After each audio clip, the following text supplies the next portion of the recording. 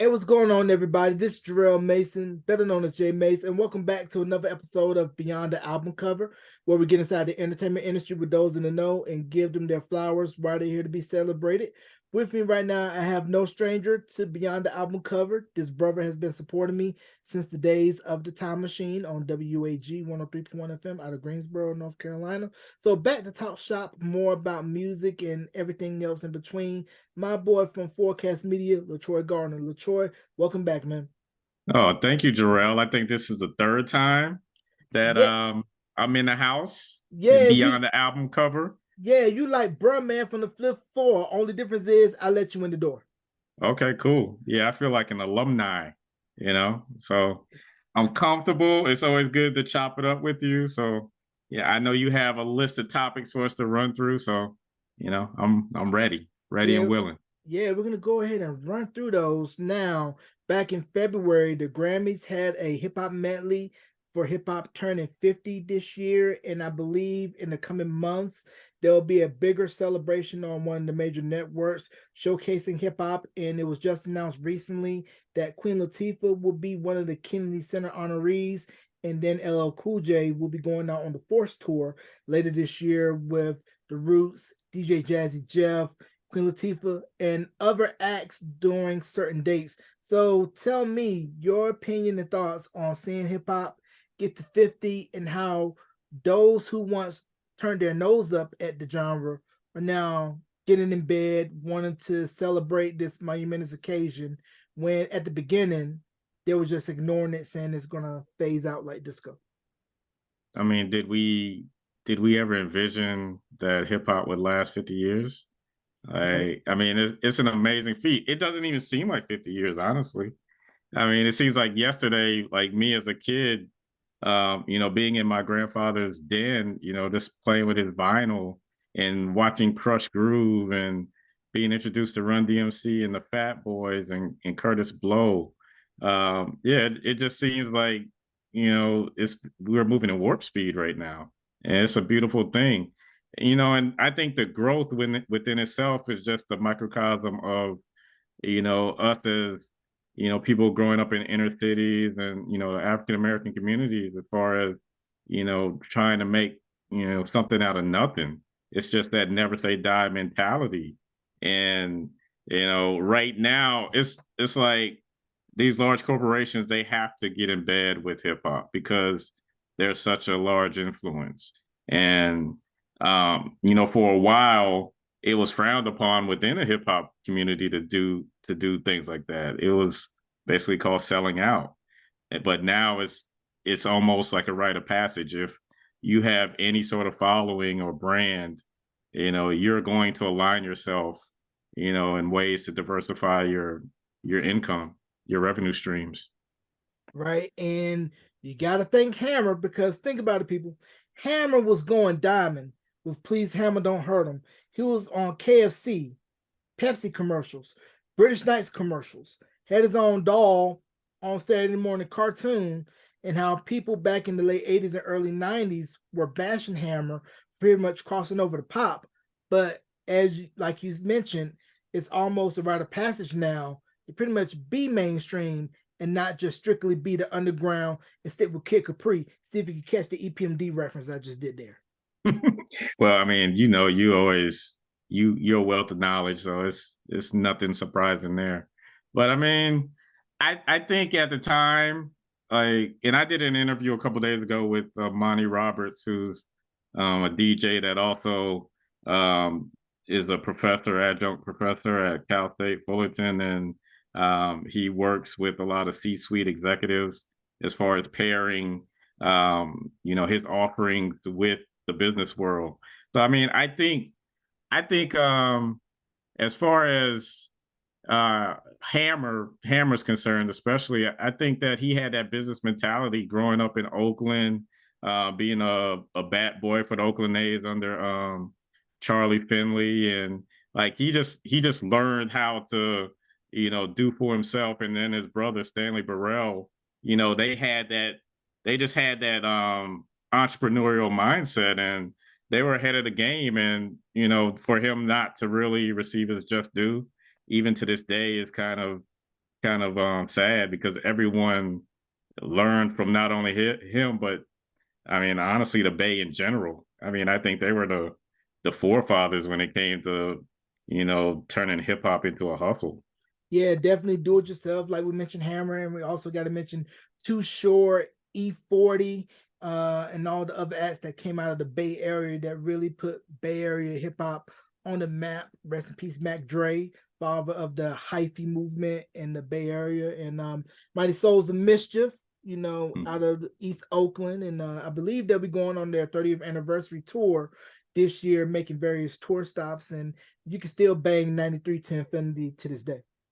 Oh yeah. Um, I was looking over. I'm not sure if you've checked out that Billboard Top 50 Hip Hop Groups list. I haven't seen that yet. Enlighten me, in the words of Ti. Yes. So right now they've released up to the top 11. Well, from 11 to 50. So I think Souls of Mischief was in the 30s somewhere, and the hieroglyphics as well. There were a few surprises. Like Mario. Mario is a huge Mob Deep fan. We were talking about how Mob Deep should be in the top 10. I think they're 13th on the list. Mm, mm, So that was somewhat surprising. And they had MOP at 50. mm. They had the Locks at like 22 and Bone Thugs at 21, EPMD at 26, Two Live Crew in the 30s. So there were a few surprises. Um, they had Amigos at 11 or 12. So they were real high, which I mean, credit to them because they've been doing it 10 years of consistency. Mm. I think the top 10, the groups that are left, Wu Tang, Run DMC, Outkast, De La, Tribe, Public Enemy, Salt and Pepper, NWA, off the top of my head, who else? UGK. UGK was already they're like top 20. Okay.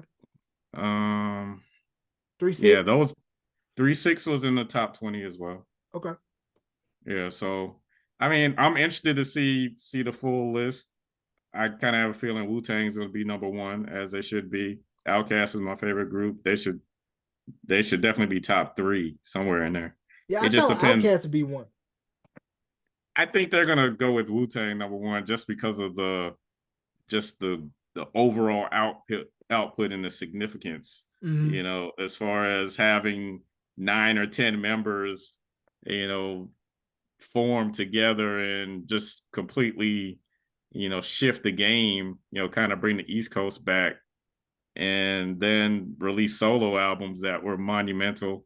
Cuban Links is my favorite hip hop album of all time, so there's somewhat of a bias there, Yeah. but AKA the Purple Tape. Now, a lot of people didn't know before the Wu Tang series on Hulu that RZA and GZA both had separate deals. And then once when RZA had the vision to put everybody together for Wu Tang, he went to Steve Rifkin, who found it loud and said, "Nah, we're not going to do right of first refusal on everybody. We're going to have it to where we sign to you as a group, but have everybody have separate solo deals via different labels." Old Dirty was on Elektra. Method Man was on Def Jam. Everybody else was spread out. So RZA had the business acumen to say, we're gonna branch out and we're gonna spread. yeah, have total control over the game. Because if just imagine if they all signed to Loud and then there were issues between them and Rifkin, and then things just went sour, then that would have sort of pigeonholed them into what they could do. But when you have your artists that, like you said, Def Jam and Elektra and Razor Sharp and Loud, and trying to think of where RZA was signed, but when you have them like spreading the wealth like that, it's just an ability to, one, be able to work with artists that they might not have ever had any sort of ability to touch.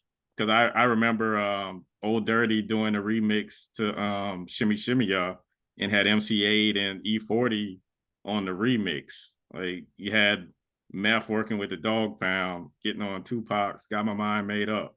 So I mean, I think some of those connections wouldn't have happened if they didn't branch out and sort of change the game with their business acumen. Right. And I know for sure BDP was on that list because D Nice had posted their Mhm. entry on social media. And it's funny how a generation of people only knows D Nice as a DJ, but like you and I, we remember him as being with BDP, putting Mhm. out My Name is D Nice, taking out those suckers, and you don't know how he did it. That's where I Right. know D Nice from.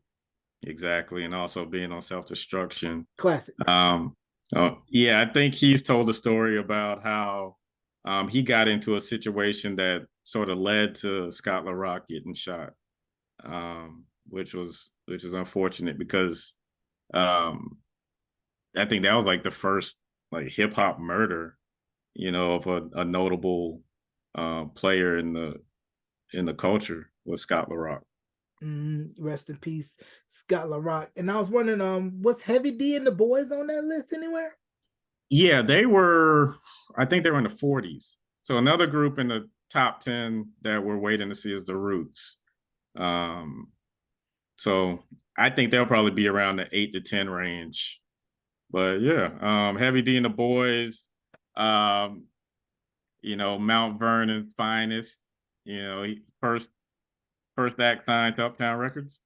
Yeah, he was one of the early acts signed Uh-huh. to Uptown Records. And if you think about what Uptown did and the late great Andre Harrell, how they were able to merge hip hop R&B to give us that New Jack Swing sound, and then of course Teddy when it took it to another level because Heavy D was one of the early rap acts where you could play for your mama, for your grandma, and like Q-Tip said in his verse, "Don't curse," but the bum diddly have is a favorite of my mama's. Yeah, I mean, have Have was able to, I mean, I know he's of Jamaican descent, so he was able to, blend all of those different styles into one that was, accessible to all ages. And um, I think when we were doing the Good Old Boys, we used to do a show where it was kind of like an unsung type show where it was artists that, had tremendous output but wasn't really receiving the glory that they deserved. And I had went through and like Heavy D had about 12 or 15 like hit.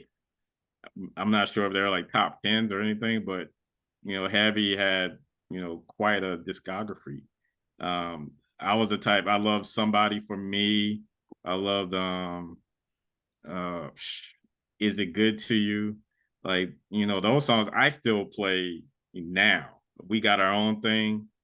Then when he kind of came back in the 90s with Got Nothing But Love for You and Black Coffee, No Sugar, No Cream, like he was able to sort of reinvent himself. The Peaceful Journey album was right after Trouble T. Roy's passing. He got through that and just was able to maintain. And then even in the later years, focused on the production and did the Dawn for Nas. Like that was one of the highlights off of that Nas LP. And of course, he was a label head replacing Andre Harrell at Uptown, and it was part of Soul for Real's rise. Right, and a lot of people probably don't know he also did In the Air for Beanie Siegel. Yep, exactly. Yeah, yeah. I mean, Heavy is underrated. So rest in peace. Rest in peace to Heavy D. And I wonder, speaking of Heavy D, affiliation with Heavy D, I believe Pete Rock is Heavy D's cousin. Was Pete Rock and CL Smooth on that list? Oh yeah, they were. I think they were in the 40s, and I think so like them and Black Star, they were kind of like in the 40s, and the main reason is because of the lack of output. I mean, Mm-hmm. they had the EP, the Creator EP, and then the two full releases, but you know they haven't really put much out, like especially in the last 25 years or so. They had reunited, I want to say back in like 2013, 2014, and I was able to see them in concert. So I mean, that's kind of like where I'm at, away from hip hop. Raphael Sadiq, going on tour with Tony. I definitely want to see that. Yeah, I'll definitely get my tickets for that. I mean, you're having Raphael Sadiq, Dwayne Wiggins, and Timothy Christian Riley Hmm. all together once again. I will pay top dollar and yell, Raphael, can you do Ask of You? I don't. I'm kind of upset right now because they're not coming to Miami. They're coming here to North Carolina, but I'll already be in South Florida at that point. So Yeah. I'm trying to figure out like how can I get to see them, whether it's gonna be like flying back here to the Carolinas or like going to Jacksonville, Florida, or like New Orleans somewhere. Well, you got to make a way out of nowhere. And speaking of South Florida, you said Two Live Crew was on that list, right? Hmm. So can we just talk about the legacy and impact of Two Live Crew and Uncle Luke? Because a lot of people just see it as booty music, but what Uncle Luke and Two Live Crew did was, I mean, they challenged the highest court to say we're going to put out what we want and win. And then not only that, they also gave us H Town, who was signed to Luke Records, and also paved the way for everything that was to come out of the 305 cents, whether it be from Sip and Slide or what we're seeing now with DJ Khaled. Oh yeah, I mean, Two Live Crew, uh, rest in peace to Fresh Kid Ice. We had him on the Good Old Boys, before he passed away.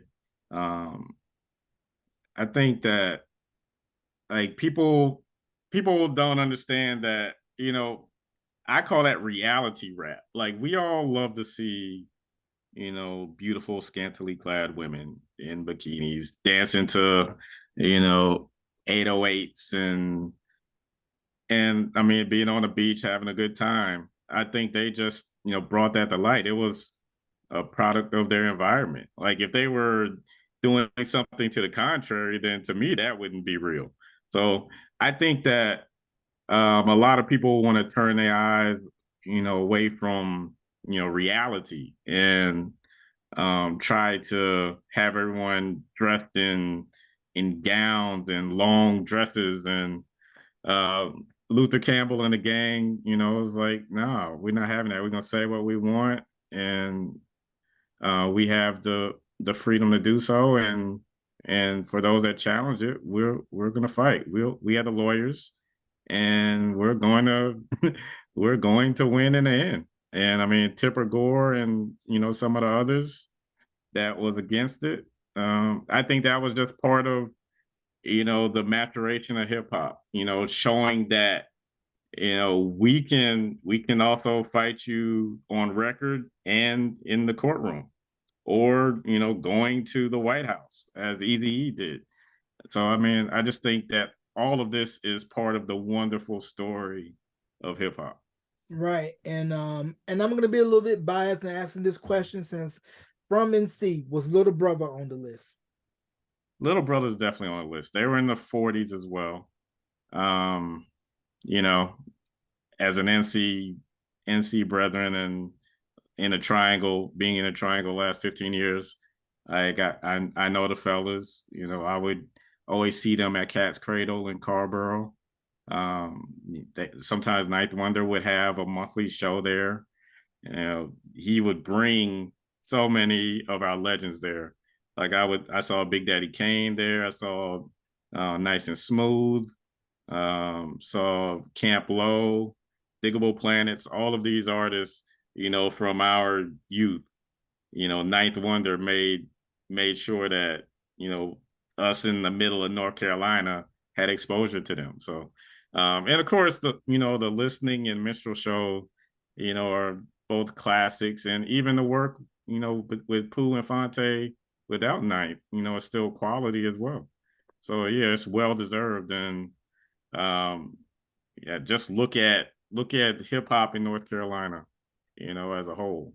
It's Yeah, just yeah, it's it's crazy because being from NC, a lot of people kind of looked at us as y'all are nothing. I mean, we're right between New York and Atlanta, and we kind of felt we had to go either sound like New York, sound like Atlanta. But Little Brother, they were the first to pretty much say, okay, we from NC, we gonna sound like how we want to sound, and then of course paved the way for everything that came after that with Rhapsody, J. Cole.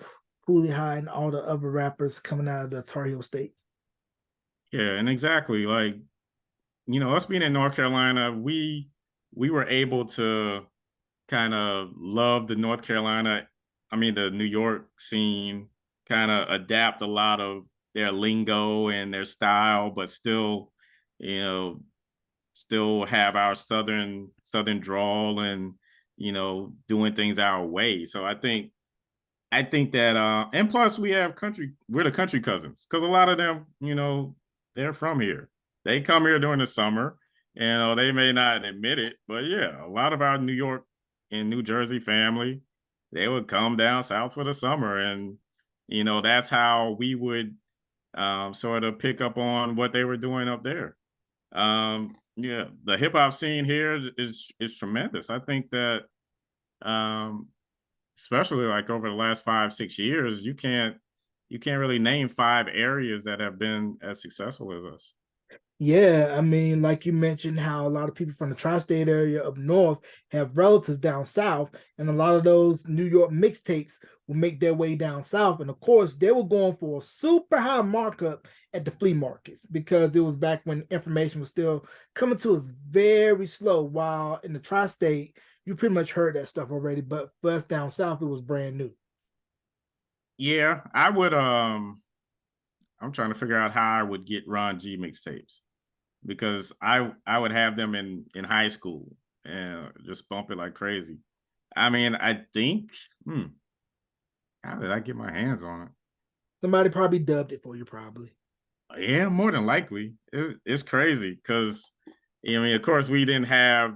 I mean, most of the time we would just dub stuff off the TV, like from Rap City or Video Soul. But yeah, for me to, get my hands on those Ron G and Doo Wop mixtapes, it was like gold.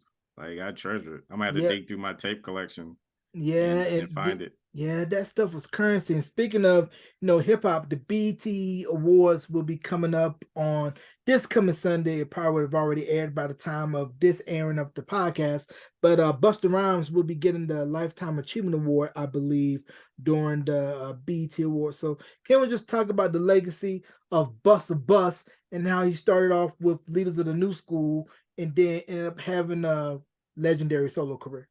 Yeah, Trevor Smith, the Dungeon Dragon. Yeah, I mean, I think that like he's been hip hop's consummate showman, and it's 30 years of that. Now, I had Rampage on Stop Look and Listen about a year ago, and we talked about Busta's legacy, how he's often not mentioned amongst the goats, and usually the argument is that he doesn't have a classic album, which Rampage vehemently disagreed with that statement. I mean, I don't think he has like a 5 mic or a 4.5 mic. I think he has a lot of 4 mic albums, and of course he's gonna have hits. And then when he's on somebody else's record, he's gonna steal the show. So I mean, and when he's performing live, which I'll get to see Busta in concert in August, him and 50 Cent. Busta is just like the greatest showman in hip hop history, I feel, between him and Missy. I agree because you don't want to go on stage after Buster. Because when No. Buster go on stage, he tears it down. Yeah, and I mean, like his features. Like, I mean, Scenario remix, Flavor in Your Ear remix, getting on Chris Brown's Look at Me Now. I mean, there's just so many. It's hard to think of off the top of my head, but I mean, Redman's The Goodness. Um, when he was working with Mystical on some tracks. Like, I mean, it's just so many memorable moments for him. Working with Mariah, working with Janet, the Flip Mode Imperial album. The work he did with Q-Tip. It's just so much. So I mean, I think it's impossible for him to carve out like a 60-minute set and fans, feel like they've heard everything. Like he has to really pick and choose, almost like how Jadakiss was talking about with the verses, where he's like, I have another clip that I haven't even touched yet. Like Busta has multiple clips that he can go to. Man, I was disappointed in that versus battle between Locks and Dipset. I mean, Dipset, they were for the streets. Dipset had hits, but Jada just wiped out Dipset by himself. I mean, I think when you watch that verses, you could tell that um Dipset, they were feeling themselves. They came in, they thought they could win it with their Harlem swag and their monster hits. Which I mean, honestly, when Swiss and Tim, released the fact that they were gonna battle it out, I personally thought the Diplomats were gonna win because I just felt like you know, Diplomatic Immunity and all of the hits off of that and Cam solo stuff and Jim's, solo hits and Jewel's work, like especially with Chris Brown and then some of his solo work as well. I just felt like that was more than enough to like at least ignite the New York crowd. But yeah, like you said, Jadakiss just went in there and he wasn't taking no prisoners. Like, Yep. like you're gonna remember me. You're gonna remember that, I was there when Big was alive. You're gonna remember that, I helped Rough Riders jump off. You're gonna remember that even my solo work is crazy. So, and shouts to the Kiss, Styles, and Sheik, for all their contributions. Yeah, definitely that. Jada went Jordan game 6 on that versus battle, but you could tell by their performance during that battle that their time with Diddy was clutch. Because if it's one thing or another, Diddy gonna teach you how to give a show. Yeah, he's a perfectionist. And I went to when they had the Bad Boy reunion tour a while back. I mean, to me, that was the best overall concert experience I've had because, like you said, Puff is going to make sure that from top to bottom, everything is on point. No steps are missed. The timing is right. You're gonna know how to control a crowd, and they did that. It was the Locks, it was Puff, it was Faith, 112 Total, Carl Thomas, Black Rob, rest in peace, DMX, rest in peace. He was like the guest, special guest on that tour. I mean, it was just an amazing. I think even French Montana was on there, but yeah, it was an amazing show, and Puff is still doing his thing, with that new single with City Girls and Fabulous. So he told you we won't stop. Take that, take that. All right, so you mentioned Missy earlier, how she, like Buster, showman of hip hop, and how it was big for her to do the Grammy performance for the hip hop medley because she typically doesn't do that. But as we all know, Missy is going to be inducted into the Rock and Roll Hall of Fame this year. So can we talk about how big is that for women in hip hop, especially her coming from the 757, Portsmouth, Virginia? Right. Yeah. I mean, I think, being in that basement, those years as part of Sister, I think I think like a lot of conversations I have, you know, we talk about the journey. We talk about how it's important to pay your dues and really perfect your craft, um, and stay ready so you don't have to get ready. And I think that's vital in Missy's story because a lot of people would give up, but she didn't. She kept working at her craft, and then when it was her time, like she was unleashed.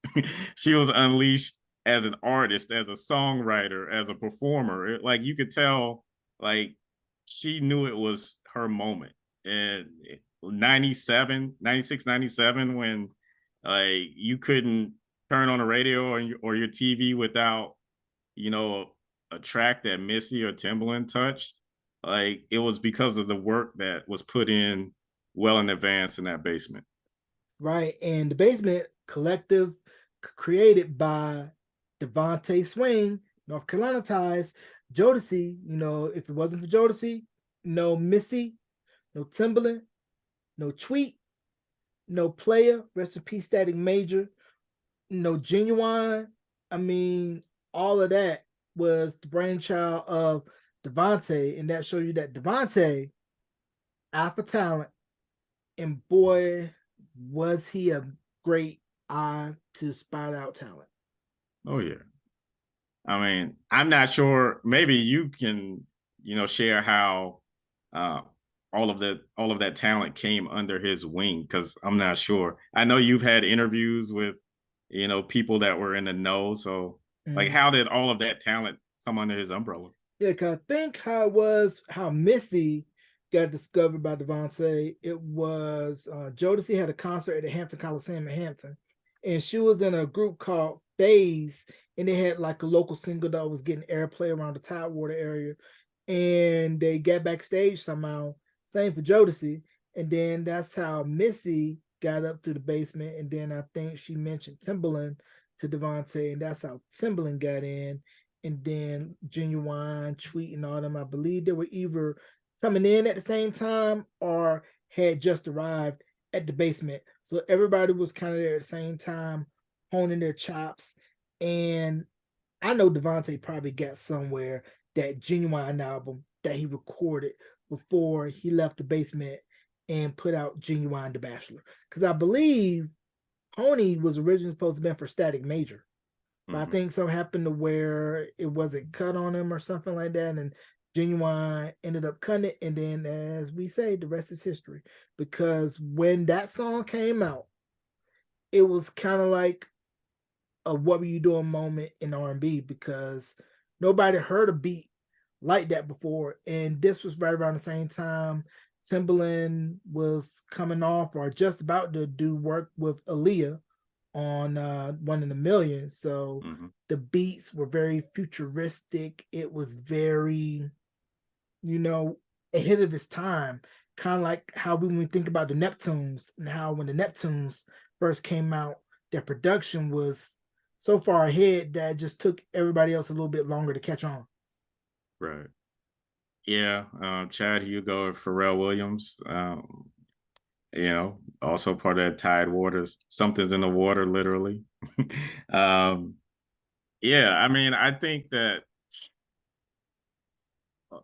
like with the Neptunes, they just they just had an ability to craft a sound that they knew could work on radio, work on the dance floors, work in people's cars. It was kind of like what you were describing with Heavy D. I think you can kind of say the same with the Neptunes.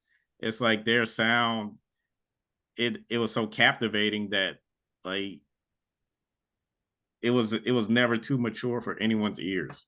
It was Right, like you it was like it's so catchy that you just it stopped you in your tracks and you just wanted to listen and pay attention to the entire body of work.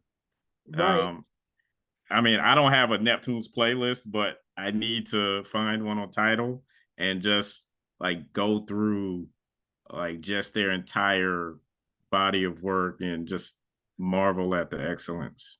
right. And who did the Neptunes learn from? And Teddy. they learn from Teddy. Yep, because if it wasn't for Teddy setting up Future Studios in Virginia Beach, we wouldn't have none of the stuff coming out to 757. I mean, I had a chance to interview Mike E.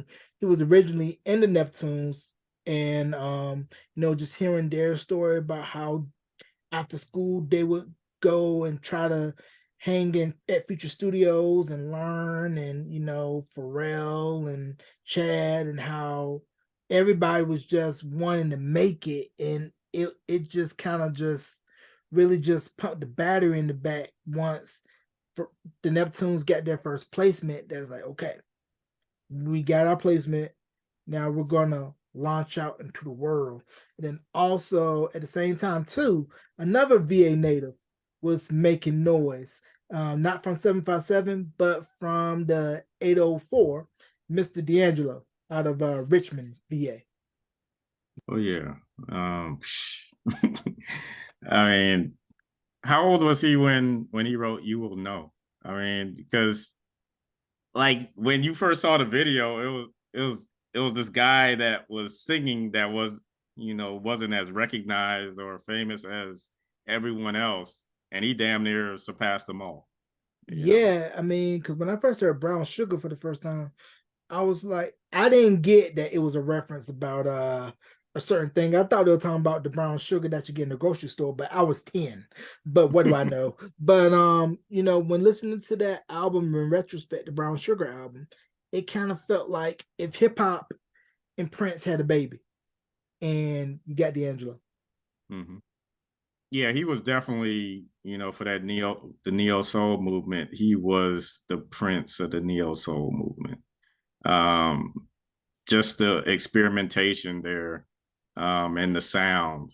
It was just, I mean, it was light years ahead of the game. Like people are still with the Voodoo album, still trying to recreate that sound, and of course the music video. I mean, yeah. I'm thinking about the spoof that Hits from the Street did, where he hmm made fun of that video, and I just couldn't get it out my head, man. I mean, ladies were looking at that video like, oh, so this is what you look like without your clothes. Yeah, I mean, I just think it was like I said with the Neptune sound. That's how it was with the video. Especially with the women, they just couldn't stop admiring, his physique, and um like that's the way you sell a record. I mean, I think Janelle Monae is kind of doing that right now. Mhm. So Definitely pushing I boundaries now. Real quick sidebar. Y'all mhm, gonna put some respect on Angie Stone's name. She's more than just a singer, more than just being in the group Vertical Hole. But some of you may or may not know, of course, South Carolina native, but she was a yep, part of one of the first female rap groups, Sequence. We're gonna right, funk you right on up. Funk you right on up. Yes, that's that Angie Stone. Google it. yep. Like you said, Columbia, South Carolina's on. I'm actually, I it's probably in the works. I'll probably be interviewing her sometime soon. Um, yeah, Angie's, seen it all, from her time with Sugar Hill Records, and like you said, her time with Vertical Hole. I love that song. Seems you're much too busy. And then when she came solo, as a solo artist, I was like, she looks familiar. And of course, yeah, it was from the Vertical Hole days, and she's just been doing it ever since. And I think with Angie, she knows how to um, have that soul music and still make it timeless. Like I think like with Brother, Black Brother, like, and keep a message, like have a message, and it's nothing too it's not vulgar or overly sensationalized. It's just pure old school soul. And although it's not as popular as it should be, it will always have a place in the pantheons of music because of that. Yeah, and speaking of SC hip hop, who are some of the people that laid the groundwork for hip hop in the Palmetto State in South Carolina? I would definitely, give a shout outs to my boys, Shakis the Beast and DJ Kingpin. They used to host a show at University of South Carolina in the late '90s, early 2000s, and then they parlayed that into um, basically a partnership with what's his name? Um, hmm, got me drawing a blank. But yeah, they started promoting hip hop shows at New Brooklyn Tavern in Columbia.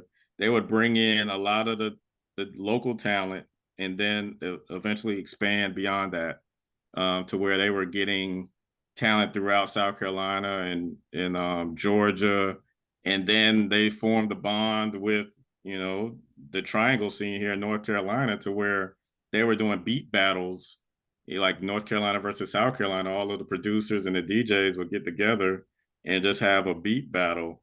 And now what Shakis and Kingpin, they have an annual hip hop festival. I want to say like every April or May, and they brought some of the legends in. They've had MC Light, they've had Kid and Play, they've had Kumo D and Rakim and KRS, and it's a family oriented event.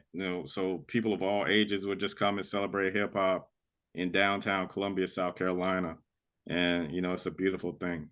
And then, of course, on North Carolina side of things, DJ Naps just recently had an event when back in the day celebrating hip hop in North Carolina, the contributions of those who paved the way for early hip hop in NC. It was himself, Wink Moody, who used to be radio personality on K97.5, Foxy 107, 104.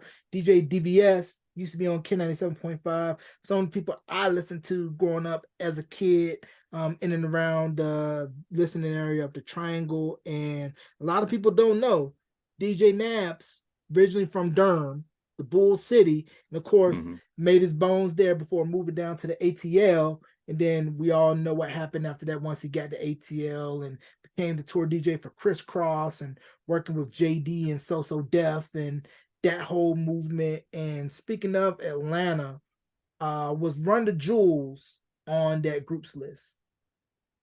I haven't seen them on the list yet. It's kind of crazy. There's a lot of groups that you would figure should be a top 50 group, but they're not on there because, like the Lost Boys, they're not on there.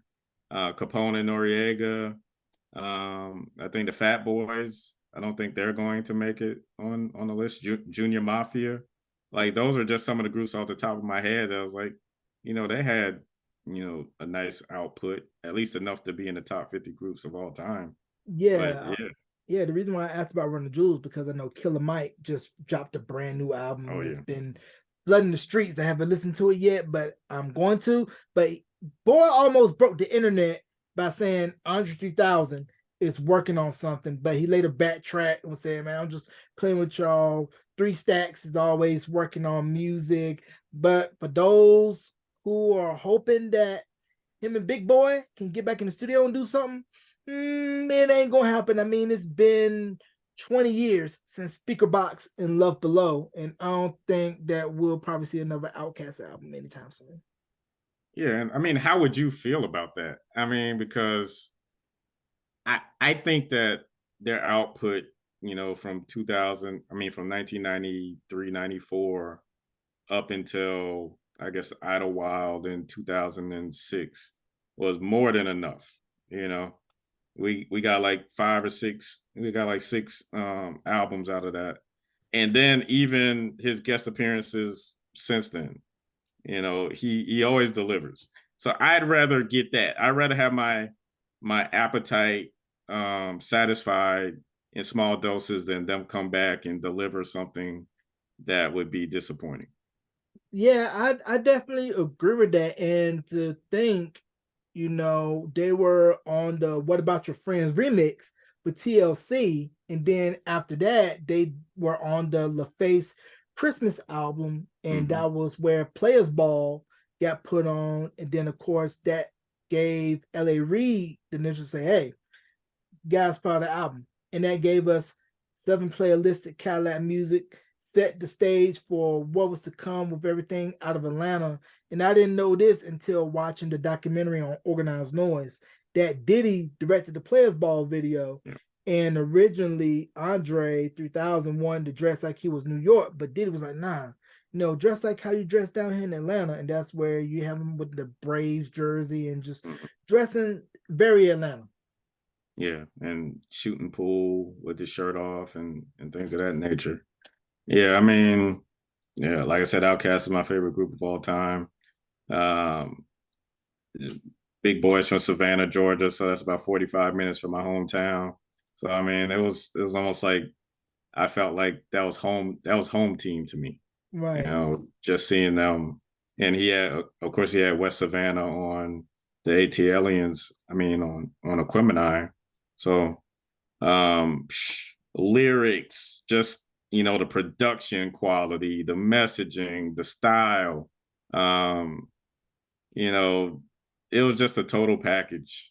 And I think that I think that Outkast will be a group that um we still will go back and listen to their music and learn something new or catch something that we didn't catch before, because there's always something in their music that resonates with us. Right. And in the same vein with Atlanta, I don't know if you happened to catch Ludacris' interview with All the Smoke, Matt Barnes, and Steven Jackson's podcast. He was talking about Southern Hospitality and how that was one of the last tracks to go on Back for the First Time. Yeah, I didn't catch that, but I mean, even Ludacris, I feel um doesn't necessarily get his just due, and it might be because of his success in the acting world is sort of um superseded his rap career, which is legendary in its own right. Yeah, I remember hearing "What's Your Fantasy," getting the Word of Mouth album, and like you said, in the back for the first time, and just his wordplay is crazy. I mean, it's still it's still like in the top 5% as far as MCs go. But I mean, I think he's definitely played a role in bringing respect to the South. When it comes to lyricism, and when he was on the remix with Nas and Jadakiss for "Made You Look," I think he came in there with a chip on his shoulder. Saying that I am not going to be the laughing stock on this track. I'm gonna hold my own and I'm gonna do it for the South. Because Right. like Andre said, the South got something to say. Right. And a lot of people don't know that Back for the First Time, although that was his national major label debut, it pretty much was a repackaging of the indie album Incognito, which was Hmm. moving all throughout the South. They just took certain songs off and put new ones on, and Southern Hospitality was one of those records that was new to go on the national major label release, which was on Def Jam South. And I believe Def Jam South was ran by Mr. Brad Jordan, aka Scarface. And I know for sure the Ghetto Boys was on that list for groups. Oh yeah, definitely. I think I want to say they were in the 20s or 30s. But yeah, I mean, Brad Jordan, one of the greatest storytellers in the history of hip hop. He was understated as far as like his personality, but uh, yeah, the storytelling was on another level. And I mean, I always used to love his songs with Devin the Dude and like Sex Faces and In and Out. I mean, because he had a swag about him that you know us brothers down south we used to always want to emulate. So yeah, I mean, rest in peace to Bushwick. Um, yeah, the Ghetto Boys and Rap a Lot, Lil J and Rap a Lot. I mean, they definitely left their mark. Also signing Tila and having UGK on Rap a Lot as well. I mean, it was we needed that Texas representation in the Right. game. And I know one rap group out of the West Coast that a lot of people, the real ones, know, but not everybody mainstream wise know, but real ones know their impact and their contributions towards hip hop. And for me, that would be the Far Side. Yeah, Lab Cabin, California, and like Drop. I play Drop a lot. Like that's a song that I kind of like get hyped to, honestly. But I mean, yeah, Far Side. I think that they ushered in that backpackers, the West Coast backpack movement.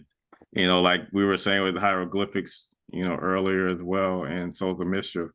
I mean, I think that Farside, they definitely should have they had more output in them. I just feel like the way the industry just continued to change that um they might have been smart to kind of, just kind of phase out the way they did. But yeah, drop and passing me by and your mama and Running. for better or for worse, running, working with Dilla early on. I mean, it was I mean, yeah, they were monsters in 90s hip hop. Yeah, and during the hip hop medley, we saw Posthumous doing his verse on Buddy for Daylight, and it was well before the passing of True Goy, and how they just now get their catalog put on streaming, and then True Goy passes to where he's not able to reap the benefits of his labor. So can we just talk about the impact and influence of De La Soul? One of my favorite groups of all time. Another highlight from my concert experiences, seeing them in Charlotte, North Carolina at the Neighborhood Theater back in like 2005, 2006. They were performing Me, Myself, and I, and True Goy gave me the microphone. So I was like near the front of the stage, and I had my African medallion on, and they were performing Me, Myself, and I, and he gave me the microphone and he said, "Sing that shit." And I just started singing the hook. And then I just wanted to share that experience with other people in the crowd and let them do it. But then Trugoy was like, "Nah, give me that mic back." But yeah, De La, it was so sad, Super Bowl Sunday to receive the news that he had passed away because, like you said, they've been fighting with Tommy Boy for 30 years, 30 plus years. And yeah, as a huge fan, I mean, obviously I have their CDs, but just waiting and being like, why can't I find De La Soul is Dead or 3 Feet High and Rising or Stakes is High or Balloon Balloon Mind Mind State. State on, streaming services. And, you know, we finally had that opportunity, and there was a huge marketing push to amplify the fact that it's Dayla's day. I think it was what, March 2nd. Mhm. That everybody go stream De La music, and then they were going to have that show, with Chappelle and a lot of the native tongues, performing. And unfortunately, it became more of a tribute show as well. But I mean, nah, I love those guys, man. They're Yeah, I love just, they law too, man. I mean, the biggest crime for me in hip hop. Why was there not a Native Tongues album? I mean, I think when you have too much creativity in a room, it makes it difficult to execute something like that. That's what makes the Wu Tang situation so special. It's like uh, when you have Prince Paul as a producer, you got Q-Tip as a producer, some of the others, Oh yeah, it, too many it's cooks in the like, kitchen. yeah, it's like, what direction are we gonna go with this? And then you have all of these elite MCs. Like, I mean, I'm pretty sure they had to go out in the backyard to figure out who's going to get on the track when you have, Drez, and you have Jungle Brothers, and you got Moni uh, Love, Moni and Latifah, and you Queen. got you got some of the youngsters in native tongues like Most Def at the time, of course Tribe, Mm, De La. I mean, mm, uh, it was just a lot. yeah. It would have been a task to try to hone everybody in Mm, and create like that. yeah. But I mean, I think the guest appearances, like the posse cuts, I'm satisfied with that. Yeah, I'm satisfied with that too. And I was wondering, was Naughty by Nature on the list? Yeah, Naughty was definitely on the list. I think they were somewhere between 11 and 25, somewhere. Mhm. I want to say 11 to 20, somewhere in that range. I'll after we get out of the interview, I'll share it with you. Um, I'll text it to you, and we can kind of look at it together and talk about it. Yeah, because I know Eminem had mentioned in a documentary, I think it was something from Nothing to Art of Rap, that Tretch is one of his favorite MCs. I mean, Tretch is elite. I mean, I think the problem is, I think the success of like OPP, Hip Hop Array. OPP, Hip Hop Array, and their stadium anthems kind of overshadowed him, being a top notch MC. And I mean, if I was him, I wouldn't have a problem with that. I mean, you have songs that you still can, tour 100 to 150 nights a year off right now. So yeah, I Um, mean, why not? they were touring with New Kids on the mixtape tour. Like you said, OPP and Hip Hop Array pretty much gave them that mainstream stamp to where they can go into areas that other rappers can't. And also, too, Naughty by Nature gave us the theme for Soul Train from 93 to I want to say maybe 01, 02 with Tretch and Benny Ryman. And KG's production doesn't get talked about enough. No, no, KG is KG is phenomenal. Like whether, like you say, with Naughty or Next, going into the R&B world with Next and Ideal and Jaheim, Janae, Jaheim. Coffee I mean, Brown. Coffee Brown, the Divine Mills team. I mean, I think that a lot of times, like he always played the background in Naughty by Nature, and I mean, that's the type of person I am. I don't have to be, the most vocal person or out in the Right, forefront. right. I mean, I think that in some cases you just gotta let your work speak for itself. But Mm, I mean, KG is a producer. I mean, right, I'd like to see a top 50 producers list and see where he's ranked, because right, I'm pretty sure it'll be an injustice right. that he wouldn't be ranked high enough. Yeah, almost kind of like how Ali Shaheed Muhammad was to Tribe. While Hmm. Q-Tip was out in the front, Ali Shaheed was in the background doing his thing. Right. Which I mean is the case with a lot of the groups with three members and two MCs and a DJ. It's like, you know, you're gonna have that main MC, then you're gonna have the hype man slash B mic, and then you're gonna have that DJ. And a lot of times the DJ is the glue in the group, because a Mm-hmm. lot of times the two MCs are clashing with each other, and the DJ is the one that's sort of keeping the ship afloat. Yeah, and thinking about the late great Jam Master Jay from Run DMC, how if it wasn't for Jam Master Jay, no JMJ, no Onyx, and of course no 50. Right. Yeah. And I think they finally arrested the all three guys that was involved in his murder from 20 years ago. Mm. Yeah.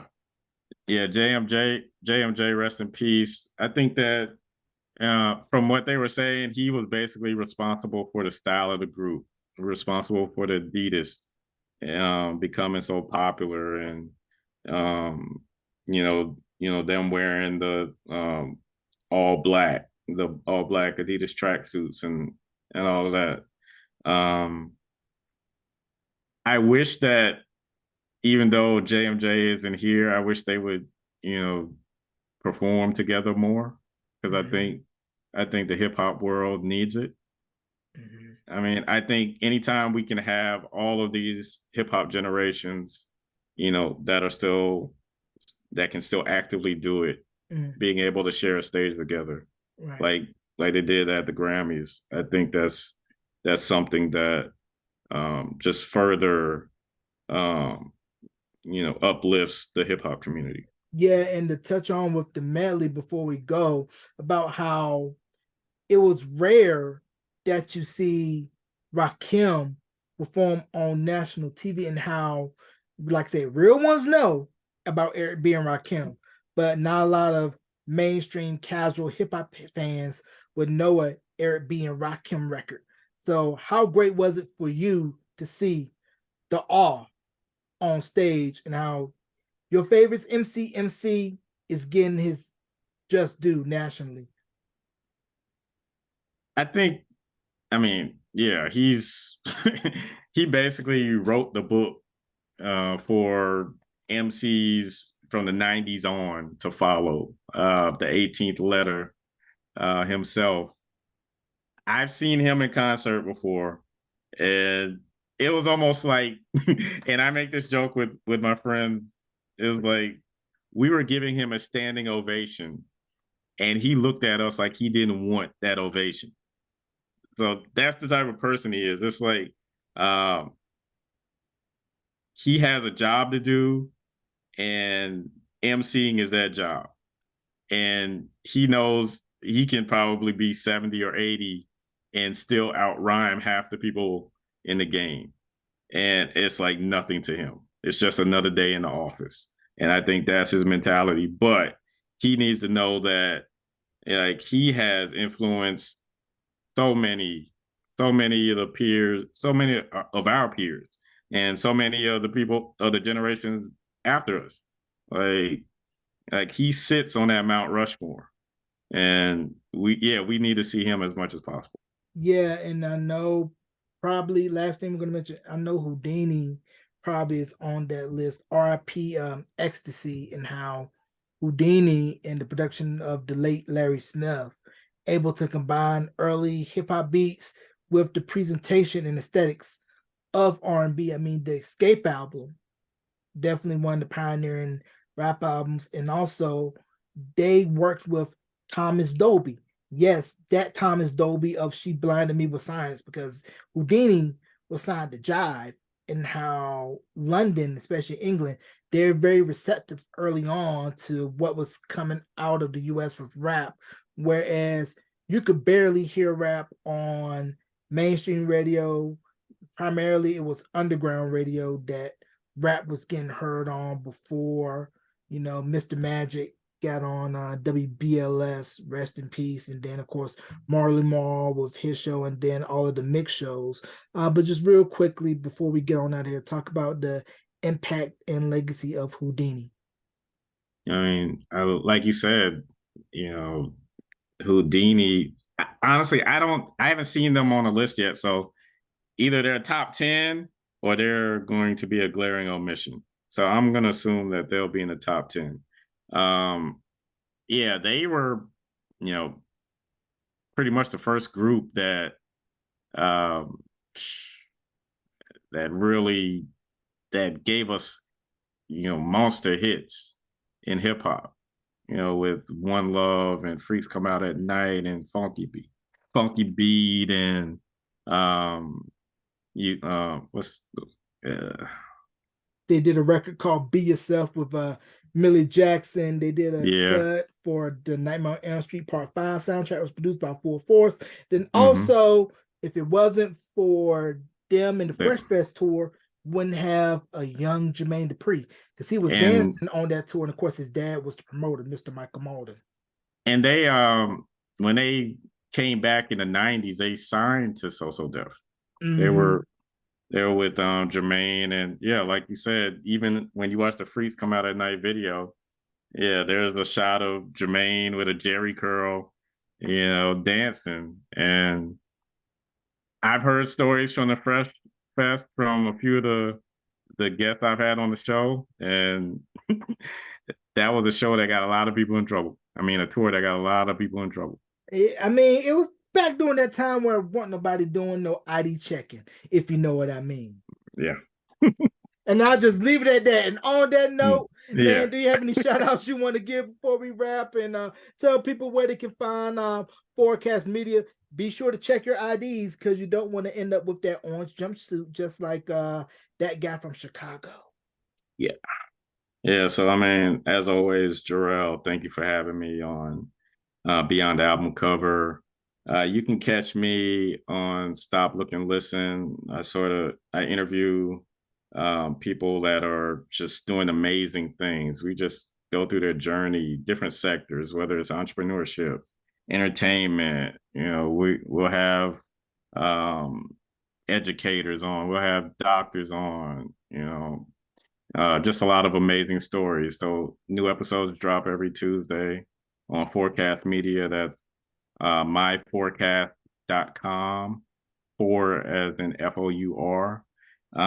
Within Forecast Media, we have other shows, Giant Robot Radio and Throw Up Tackle, and hopefully the Good Old Boys, featuring myself, will be returning soon.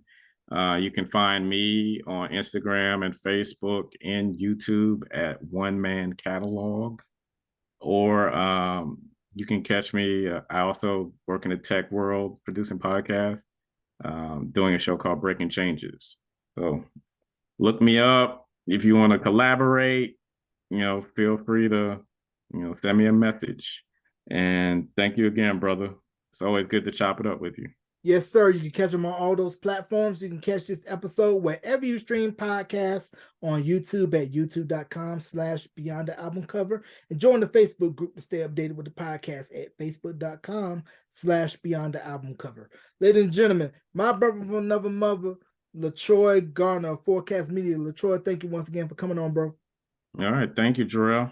Yes, sir.